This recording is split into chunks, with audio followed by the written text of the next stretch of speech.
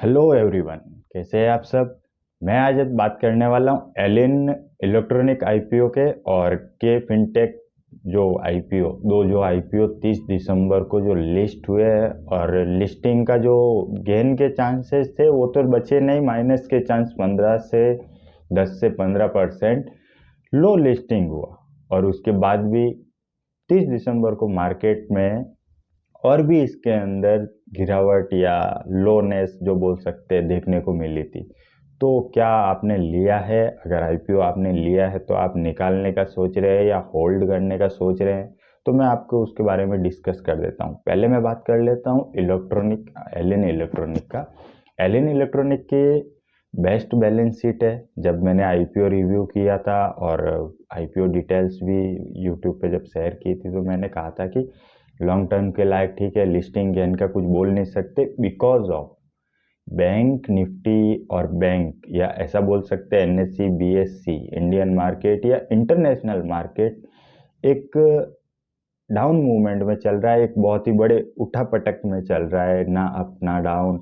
और अब तो फिर भी अब गैप ज़्यादा ले रहा है बैंक निफ्टी, या बोल सकते 500-700 पॉइंट 1000 पॉइंट तक कवर कर पा रहा है, और 500-700 पॉइंट तक माइनस में भी लेके जा रहा है। अब इतने उठापटक या इतने उथल फुथल के बीच में आईपीओ की जब लिस्टिंग होगी तो उसके थोड़े बहुत चांसेस रहते हैं कि मार्केट का उस पर भी असर पड़े। तो नेगेटिव पॉजिटिव ये सब तो होते रहता है। कंपनी के पास स्ट्रांग बैलेंस शीट है, strong best balance sheet, strong fundamental है, प्रोमोटर होल्डिंग भी बेस्ट अच्छी है, और कंपनी का जो वर्किंग बिजनेस मॉडल, जो कंपनी का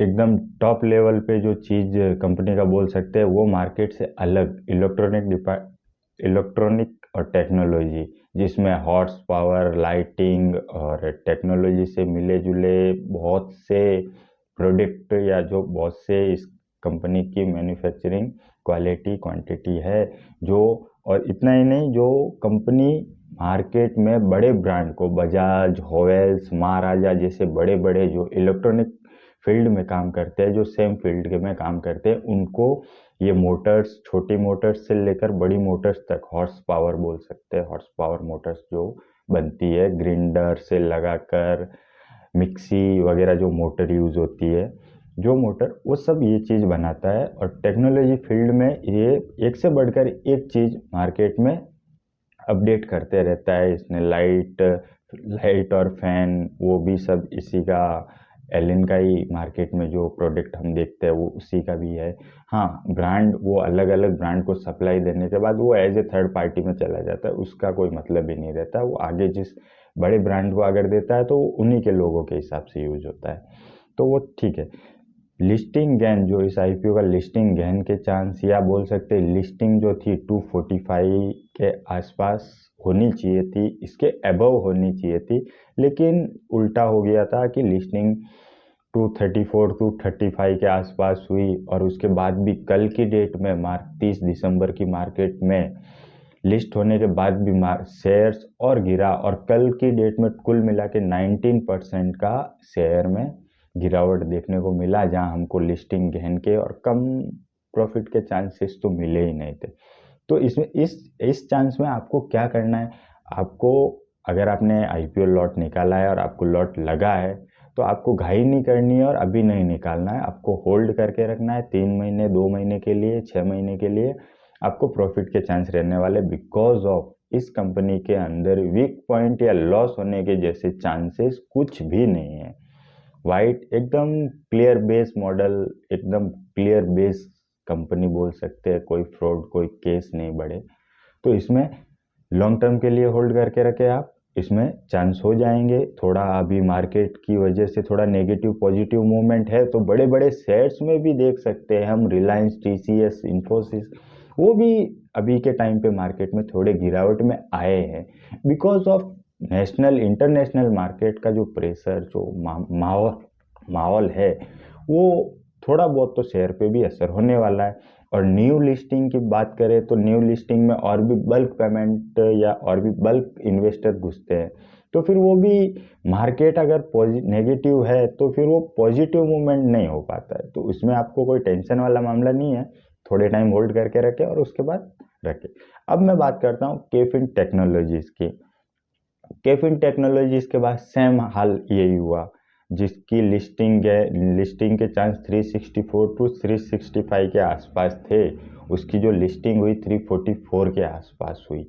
मतलब एज एलिन टेक्नोलॉजीज में जितना 19% का जो कल गिरावट देखने को मिला था या जो गैप डाउन आया था, सेम उतना ही 19%, 19.45% बोल सकते हैं केफिन टेक्नोलॉजी का भी गिरावट या गैप डाउन आया था। अब क्या होता है कि इसका तो समझ में आता है कि ये कंपनी के पास एक फ्रॉड प्रोमोटर होल्डिंग की थोड़ी एक स्टैंप लगी है, तो वो थोड़ी कहीं ना कहीं न्यू इन्वेस्टर्स को बोल सकते हैं या रिटेल इन्वेस्टर्स को बोल सकते हैं, तो वो थोड़ा उस पर असर करती है। बिकॉज जब कोई इन्वेस्ट करने चाहे तो वो फुली फंडामेंटल में अगर कोई चीज़ हाईलाइट हो रही हो तो फिर वो सामने इन्वेस्ट करना है या नहीं, एक क्वेश्चन पैदा हो जाता है, यस और नो।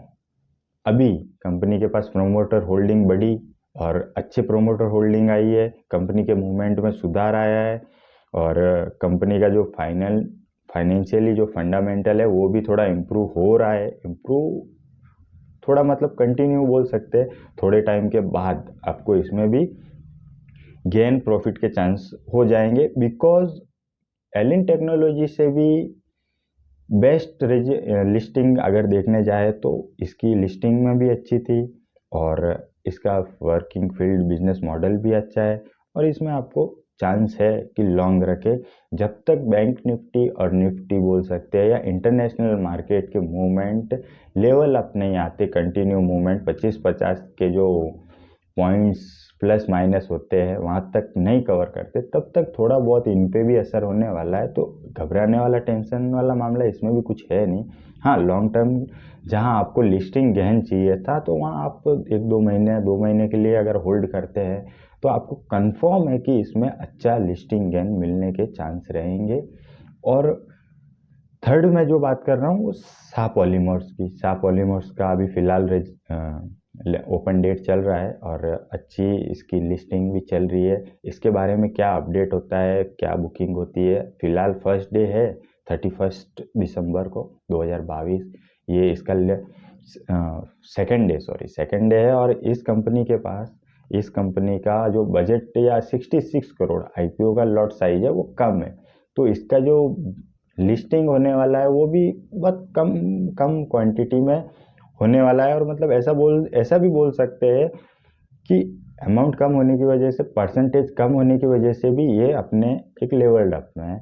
इसके भी देखने जाएंगे तो बोरोविंग का थोड़ा बहुत तो है, ठीक चलता है, लेकिन कंपनी ने दावा किया है कि वो हैवी मार्जिन में अपने जो मॉडल्स है, जो अपने बिजनेस टाइप्स में जो भी है उसमें कंपनी हैवी मार्जिन में रहती है। तो कंपनी ने बोरोविंग भी है, बैलेंस शीट भी है और फिर भी कंपनी ने और आईपीओ में अपने बिजनेस को एक्सपेंड करने को बोला है और अपनी बोरोविंग कम करने को बोला है। तो अगर श्योर है कि कोई भी कंपनी की अगर बोरोविंग धीरे धीरे कम होती है तो कंपनी के अंदर प्रॉफिट होने के चांसेस खुल ही जाते हैं, ओपनली हो जाते हैं। ठीक है दोस्तों, थैंक यू। ये मैंने आईपीओ के रिव्यू जो लिस्ट हुए उनके बारे में आपको दे दिया, पूरे शेयर कर दिया उसके नॉलेज।